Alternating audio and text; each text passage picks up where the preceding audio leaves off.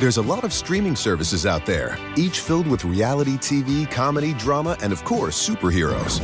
But there's one dedicated entirely to nonfiction TV and documentary films, and that's Curiosity Stream. History, science, nature, we've got it. Space, dinosaurs, big cats, we've got that too. And pretty much anything else you want to explore. Go ahead, add some smart TV to your smart TV with Curiosity Stream. Go to curiositystream.com to sign up and start streaming today.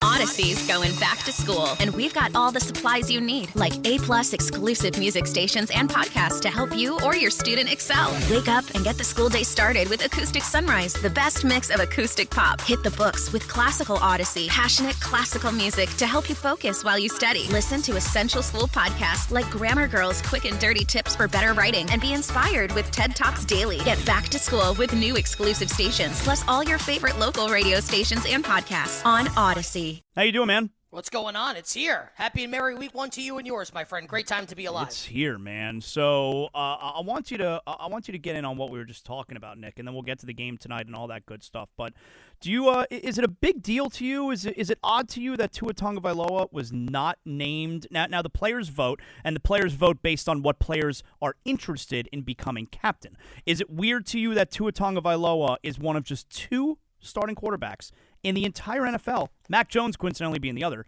that are not captains of their offense?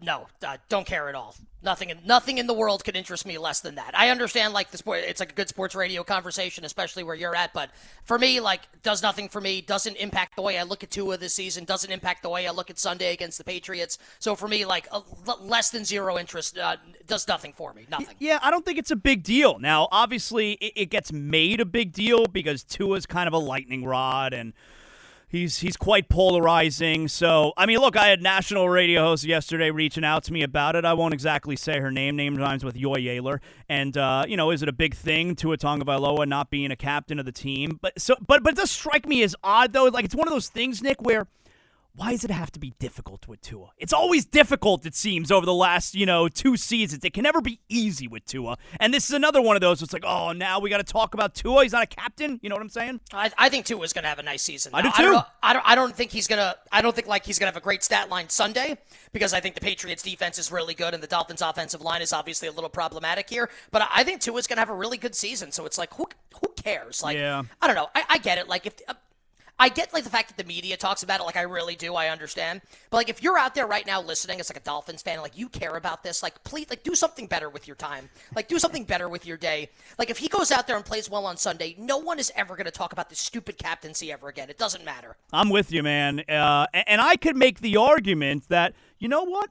I think it shows leadership that Tua wasn't putting his name in for captain, because we all know that Tua's a captain. We all know he's the one talking every single play in that huddle. He's the starting quarterback of the team's a captain no matter what. Now, another guy on the team, probably Mac Hollins, who was named the captain, he gets propped up. He gets some attention. He gets to be in a leadership role. And we all know that Tua is really the leader of the team. You know, like, I can make that case, you know?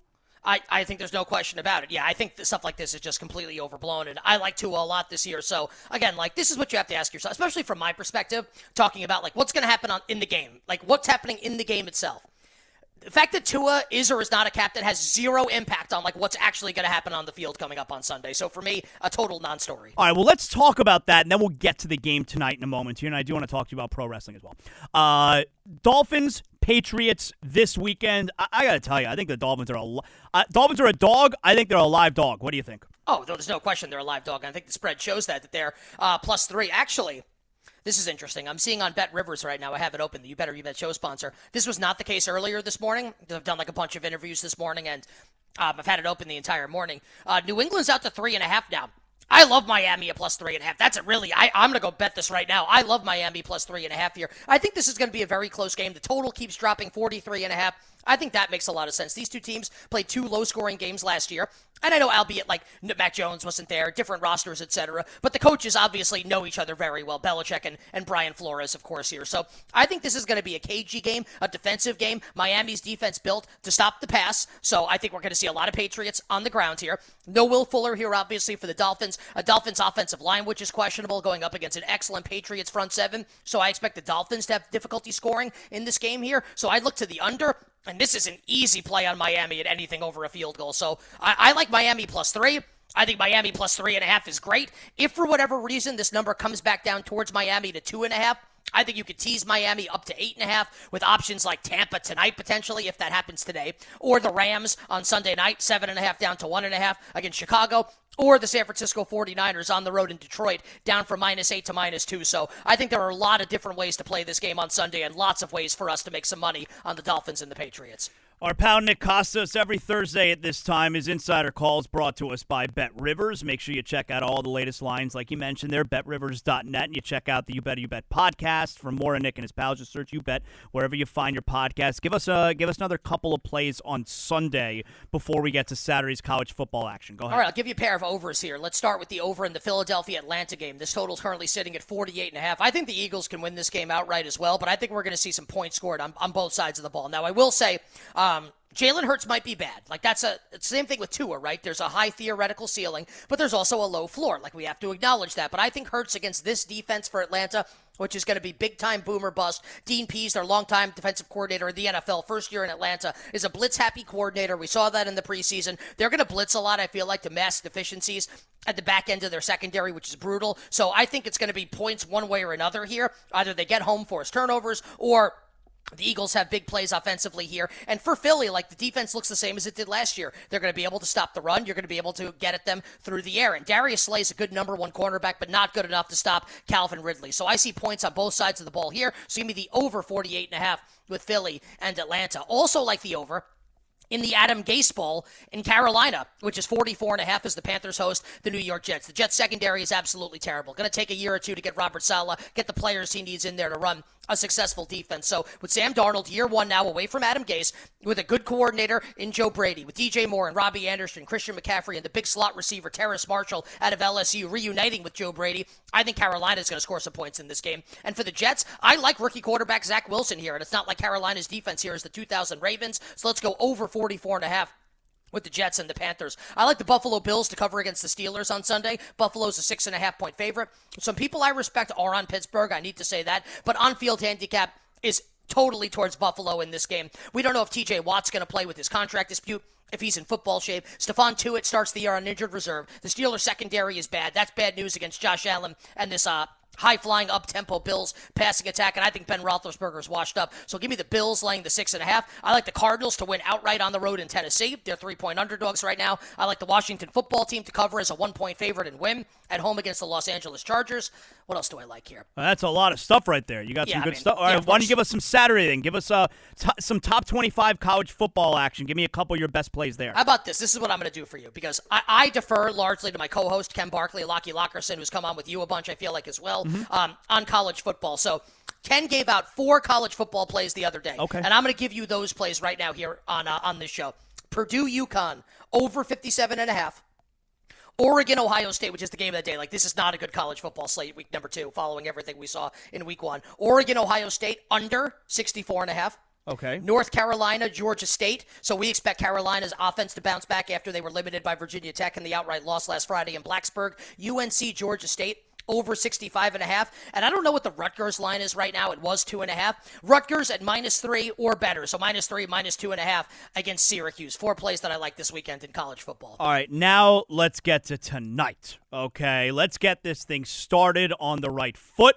Buccaneers, the line, last I checked on Bet Rivers, all the way up to 8.5 now, which I think, did it start at 6.5? I mean, this line has moved tremendously. I feel like we're going to see a lot of points here tonight. What do you like? So yeah, it did start at 6.5. I have bets on Tampa at 6.5, bets on Tampa at 7. Now, I'll say this. I would never bet Dallas in this game. So I have no interest at 8.5. I would need 10.5 to consider betting Dallas in this game. So no interest for me betting the Cowboys. If people out there, listeners right now, if you want to bet Tampa, but you feel like the number has gotten away from you, you wanted 7, you wanted 6.5, but you still want to play Tampa, you like Tampa tonight, well, you could tease Tampa. They're in that Wong teaser zone, right? Which means to tease down through 7-3 or through 3-7. This sounds like it's complicated mathematically, but I promise this is not like, college trigonometry here. What you want to do with teasers, ideally, is tease through those key numbers or up through them, right? So you capture both of them. The 2 numbers mathematically that land the most in football are 3 and 7. So when you tease Tampa down from 8.5 at a 6-point teaser, you tease them down to 2.5. You capture 7 and you capture 3. Tampa wins by 3. You win that leg of the teaser. You can take that into Sunday with San Francisco, -8 on the road at Detroit. Take San Francisco down from 8 to -2. You can do that with the Los Angeles Rams on Sunday Night Football, -7.5 against the Bears, from 7.5 to 1.5. So there are some alternative ways tonight to play Tampa Bay if you don't want to lay the 8.5. Again, I would never play Dallas. I don't have a lot of interest in betting the total. I could kind of see it going either way. My working score line for this game in my head is like 30 to 20, so maybe like a slight lean towards the under, but not enough that I'm going to bet it. I do have some props that I like for the game as well, if you'd like. I think it's a 10-point Buccaneer win also. I'm thinking 37-27, but I like the Bucs tonight. I like the Bucs a lot. Give me a couple of those props. Go ahead. All right, well, let's start with the one that I like the most, and it's going to be CeeDee Lamb over 59.5 receiving yards over at Bet Rivers. I feel like this is a really good one here. On-field handicap-wise, we know Tampa's got 2 excellent boundary cornerbacks in Carlton Davis and Jamel Dean. So that, I don't think, going to remove Amari Cooper and Michael Gallup from the game. They could go over, but I'm less interested in making a bet for that reason. So instead, let's go to CeeDee Lamb in the slot against Tampa Bay's weaker cornerbacks there, weaker slot cornerbacks. And Dak Prescott's going to be under duress in this game, so I think it stands to reason he's going to look for his binky over the middle of the field. Who is that binky? That binky, of course, is CeeDee Lamb. So CeeDee over 59.5 receiving yards, I like quite a bit. Ezekiel Elliott's rushing yards prop is 55.5. People will see that and think, oh my God, that's really low. Let's go over. Not so fast. Tampa's defensive front is absolutely ferocious. Dallas is without star guard Zach Martin, who was placed on the COVID list. I would rather play Zeke tonight in the passing game over 21.5 receiving yards. Again, we think Dallas is going to be playing from behind. That means less run game, more passes for Dak. Dak's going to be under pressure. Get the ball out of his hands quickly in the backfield to Ezekiel Elliott. So Lamb over receiving yards and over receptions, and let's go Zeke over 21.5 receiving yards. How good is it to have all the football gambling back? It's pretty awesome, I will say. So good.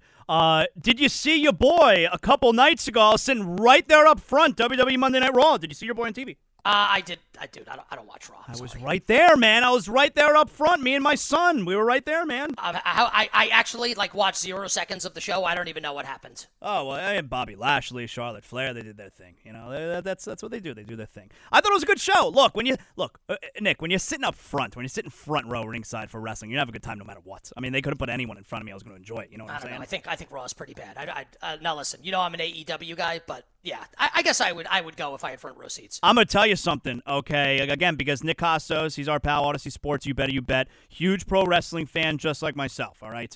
I'm gonna tell you something, and I don't think. First of all, I ordered that pay-per-view, that AEW on Sunday night. I hadn't ordered a pay-per-view per se. I don't know, 15 years, because you got WWE Network. I order a pay-per-view. I ordered the pay-per-view on Sunday night, and I don't think I'm using hyperbole. It was one of the best pay-per-views I've ever seen in my life. Yeah, I don't think there's any question about it. Not only was the quality of wrestling great, how good was that cage match? Unbelievable. You actually texted me on Monday, and you were like, there were some expletives in it, but in a good way. Like, could you believe how good that show was? And I think I texted you back a couple as well. It was great. The Lucha Brothers Young Bucks tag match was amazing. The Omega Christian match was really good. Other good matches on the show, and the 2 surprises at the end. Like, AEW. Oh my God! At the end, it was so good. The part that I liked about it so much was, you could say, oh, it was a little bit too much in one night, but no, they were just like, F it. Let's just make everyone happy. Yeah, and I think that's great. And it's like, imagine a wrestling company actually doing what the fans want. Yeah. And letting the wrestlers do what they want. That's the part I really liked. Yeah, and that's WWE doesn't do that. WWE is concerned. WWE's got to fire Nick Khan. The president came over from CAA. I don't know him at all, but the way that this company is being run right now, I feel like is going to end up costing them down the road. Not now because they got the $1 billion TV deal, but I don't think this is trending in the right direction right now. Not that they're in trouble financially, they're not obviously, but I think this is not trending well long term right now for WWE. So yeah, big AEW. But overall, guy. man, I agree with what you're saying, but overall, as a pro wrestling fan, we're in a really good spot right now. Well, yeah, I mean, because it's going to force, you would hope, yes, WWE to start elevating their game. They haven't yet. So hopefully it'll force them to start doing that. And just lastly, as I know you're a wrestling nerd like I am, I love New Japan Pro Wrestling. That's how I discovered Kenny Omega when he was in New Japan, in an epic feud with Kazuchika Okada, who hopefully we will see at some point at AEW because he might be the best wrestler in the world overall. And this is like NJPW booking.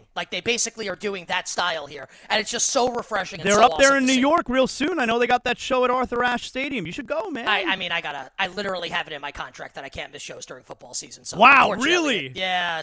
We'll see if I can finagle it. Wow, all right. So they won that contract battle, it sounds like. My goodness. Listen, you gotta make concessions where you can, right? All right, Nick, tell everyone again how they could hear you, including on our sister station, 560 The Joe. Go ahead. Yeah, you bet, of course. Weeknights 3 to 7 p.m. Eastern on the Odyssey app. Looking forward to tonight's show. Power Hour every night, 6 to 7 p.m. Eastern. And tonight, football returns to the Power Hour. We will have full breakdown of the Cowboys and Buccaneers, full prop plays from yours truly, bets from my co-host Ken Barkley, Lockie Lockerson, who is super sharp, full game discussion today in the Power Hour for the Cowboys and Buccaneers. And, of course, we are on weekdays 3 to 7. You get that on Monday Night Football as well. All our picks throughout the week as we head towards the baseball playoffs. NBA is less than 50 days away. College basketball less than 70 days away. Great time of year to be a sports fan. And you can also hear Ken and myself nationally on BetQL 10 a.m. to noon on Sunday mornings for You Better You Bet Sunday morning edition, getting you set to bet and win on a Pro Football Sunday. Great job, Nick, as always. Have fun this weekend. Appreciate you. Zaslow wishing you and all the great listeners minimal sweats, winning bets, and the absolute very best of luck. See you. The world moves pretty fast. 1 minute you're standing, the next you're dragging. How can you keep up? I'll tell you. I'm Ira Madison III, host of Keep It. Each week, Louis Vertel, Aida Osman, and I do the hard work of exploring the intersection between entertainment, culture, and politics, with guests like Billy Porter, Catherine O'Hara, Ronan Farrow, Francesca Ramsey, and more. New episodes of Keep It drop every Wednesday. Listen on Odyssey, Apple Podcasts, or wherever you get your podcasts. There's a lot of streaming services out there, each filled with reality TV, comedy, drama, and of course, superheroes. But there's one dedicated entirely to nonfiction TV and documentary films, and that's Curiosity Stream. History, science, nature, we've got it. Space, dinosaurs, big cats, we've got that too. And pretty much anything else you want to explore. Go ahead, add some smart TV to your smart TV with Curiosity Stream. Go to curiositystream.com to sign up and start streaming today. This month on the 11th, writer Hanif Abdurraqib travels back to the summer of 1996 and revisits the album that carried him through a period of intense change. The third track on the album is one that sends me back to that summer perhaps quicker than any other. Ready or not, here I come, you can't hide. Gonna find you and take it slowly. That's this month on the 11th, a new podcast from Pineapple Street Studios.